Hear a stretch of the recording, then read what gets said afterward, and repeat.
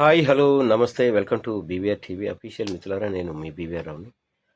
సనాతన ధర్మానికి విఘాతం కలిగితే తాను ముందుంటానని చెప్పిన పవన్ కళ్యాణ్ ఇప్పుడు ఎక్కడ ఉన్నారని వైఎస్ఆర్సీపీ నేత, టీటీడీ మాజీ చైర్మన్ భూమన కరుణాకర్ రెడ్డి ప్రశ్నించారు. తిరుమలలో ఒక ప్రైవేట్ హోటల్కు అనుమతులు ఇవ్వడంపై హిందూ సంఘాలు పోరాటం చేస్తున్నాయి.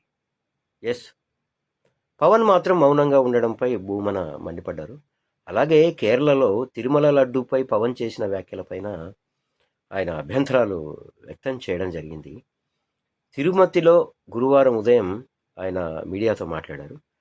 కిందటి ఏడాది సెప్టెంబర్ 20 తేదీన తిరుమల లడ్డూ ప్రసాదంలో వాడే నెయ్యిలో ఆవు కొవ్వు, పంది కొవ్వు కలిసిందని సీఎం చంద్రబాబు వ్యాఖ్యలు చేశాడు. అయితే నిర్ధారణ కాకుండా ఇలాంటి అనుచిత వ్యాఖ్యలు చేయడంపై సుప్రీంకోర్టు కూడా అప్పట్లో ఆగ్రహం వ్యక్తం చేసింది. సుప్రీంకోర్టు నియమించిన సిబిఐ సిట్ రిపోర్ట్లో ఎక్కడ నిర్ధారణ అనే విషయం ప్రస్తావించలేదని భూమన కరుణాకర్ రెడ్డి అంటున్నారు. సో అది నిజమే కదా. ఏది ఏమైనా వైఎస్ఆర్సిపి అధినేత జగన్ను ఏదో ఒక విధంగా ఇబ్బంది పెట్టాలి, తనను అంటే రాజకీయంగా ఆసక్తిని చేయాలి, అసలు రాజకీయాల్లోనే లేకుండా చేయాలి అని చాలా కుట్రలు జరుగుతున్నట్టుగా కనిపిస్తోంది, మనంతా చూస్తూ ఉన్నాం. సో రాజకీయంగా ఎదుర్కోండి.